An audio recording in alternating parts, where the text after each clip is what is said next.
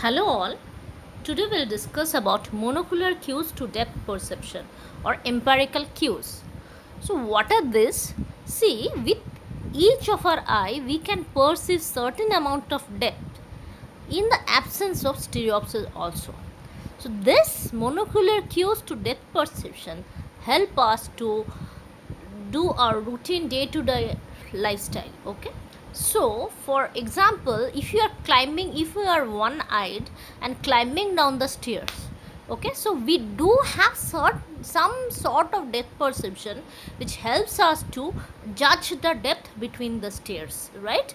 And also, suppose I'm walking on the road, okay, so I can judge the distance from the vehicle is coming towards me, so I can judge those distance. I can see the roads and I can judge the distance with the help of my monocular cues. So what is a monocular cue? It is the depth perception by one eye which help us to perceive depth or distances of objects in our daily life. So it works beyond the range where stereopsis fail to occur. We all know that there is certain limit of stereopsis. Okay, if we cross around some 600 meters, so stereopsis does not occur beyond that. So in that case also monocular cues gives us an impression of depth. So development of monocular cues grows and improves with our past experience. When and how monocular cues will work depends on the past experience. That means from birth we are our binocular vision is developing at the age of 6 months, right? So slowly we get a perception of depth of monocular cues with our experience as we grow up. Suppose a baby is crawling up the stairs, okay, he will be very careful, okay, about the depth of the stairs. He does not fall down. Normally a baby does not fall down unless and until he has a visual problem. So how does it happen?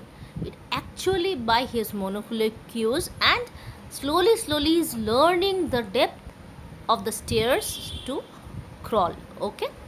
And a baby, suppose he is getting down the bed, okay, so he is judging the depth with his feet, right? So this is how we get day by day we get experienced with this sort of monocular cues.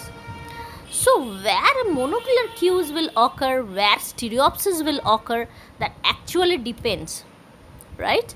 So we don't know which will help us in what way. Sometimes somewhere we experience monocular cues instead of stereopsis.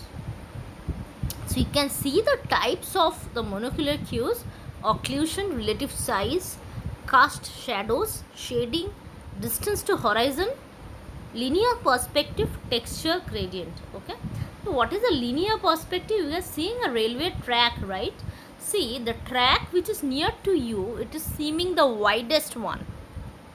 It is seeming that the two railway tracks are wide between, okay. So once they are going far and far away, you seem to feel that the two tracks meet at a single point. So this is called a linear perspective. Same thing occurs with looking at the faraway roads, okay. Cast shadows, you can see here, you can see the first square, there is a, by the shadow you can perceive the depth, okay. You can understand the distance of the white square from the ground.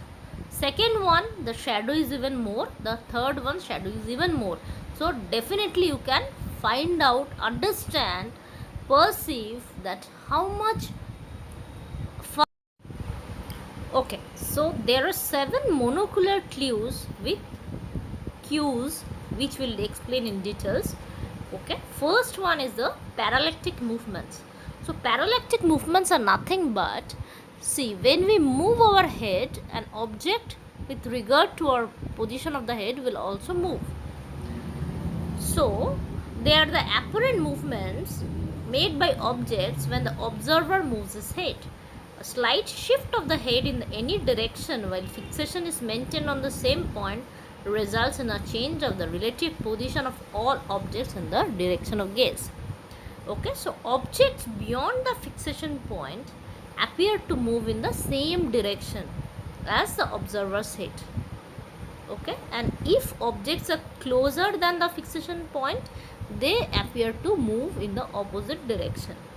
So greater the displacement of an object relative to the fixation point, the more distant the object is from the fixation point. That's how we can judge the distances of the objects from our head. We have already discussed linear perspective.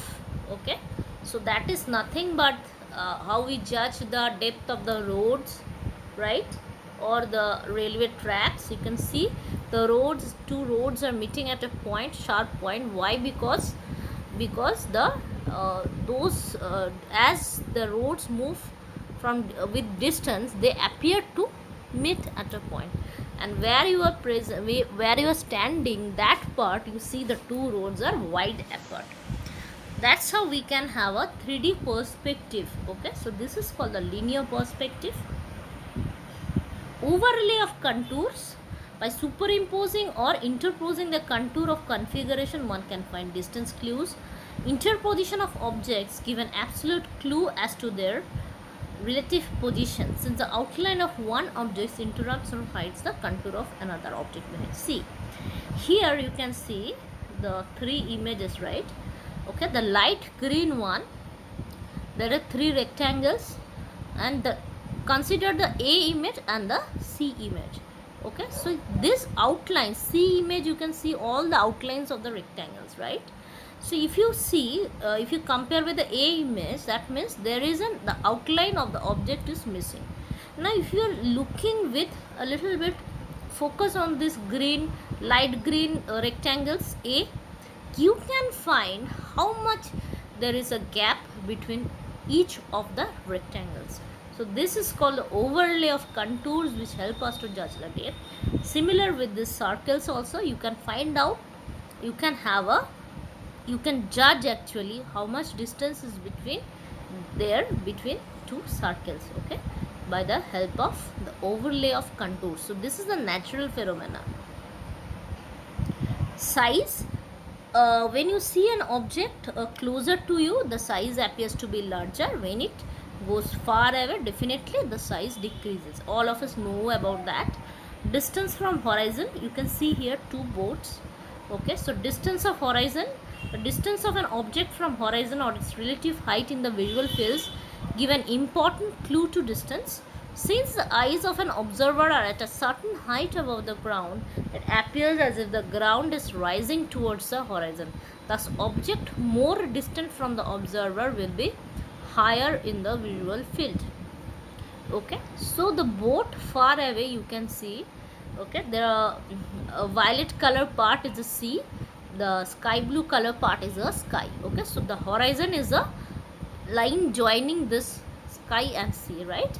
So the boat, you can see it is close, the boat closer to the horizon, you can see a little bit, it is as if it is moving up. Okay, other boats, the front boat, it seems to be a little displaced down than the previous one. So this way, by the distance from the horizon, we can relatively judge how much the boat is from us. Okay, the object is from us.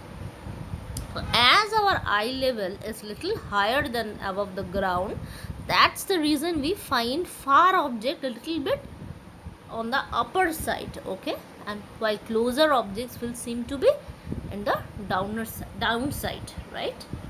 Okay, so we'll come to the sixth clue, that is the distribution of highlights, shadows, shades and light.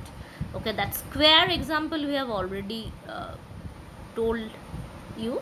So highlights and shadows provide a very important monocular clue for perception of depth. Since sunlight comes from above, we have learned that the position of shadow is helpful in judging the raised and depressed area, that is the relative depth in objects. So when there is a shadow on the lower portion of an object, the object appears to stick out in space. When the shadow is above, the object appears to curve in.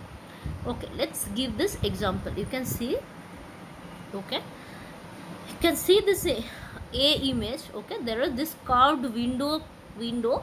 Okay, suppose you want to see the sunlight is falling from the above. So what is happening? The pane of the window is appearing lighter shade compared to the curved part on the upside. Okay, we can see that is darker. Okay, suppose you want to sit on the window pane. Okay, now you need to judge the depth of the window pane, that is the whether you can sit or not. So by use of this light and shadows, you can have a very good depth perception. You can see, you can have a three-dimensional view, and definitely you can understand or judge the depth between the two faces of the window, right? Now if I'm turning the A image upside down, what is happening? Upside down, so what is happening? It seems to us that the windows are as if it is sticking out of the building, right? It looks like a hump. Okay, as if a camel has a hump, right? So it is looking as if the windows are coming towards you, that is sticking out. So this effect happens due to the presence of light and shadow. All these things we can very easily find out what is the depth perception, right? Now coming to the aerial perspective. Aerial perspective, the influence of atmosphere on contrast conditions and colors of more distant objects is referred to as aerial perspective. So objects appear less clear and acquire more bluish tint as the viewing distance increases. The color change towards blue is particularly obvious if one views the shadows of a mountain chain from some distance. That's why we feel that the mountains are as if in blue color, a blue outline is there, right? So this is called aerial perspective. So we see a bluish tinge in the objects which are far away from us. Okay, accommodation on and convergence also has an influence on depth perception. Thank you all of you.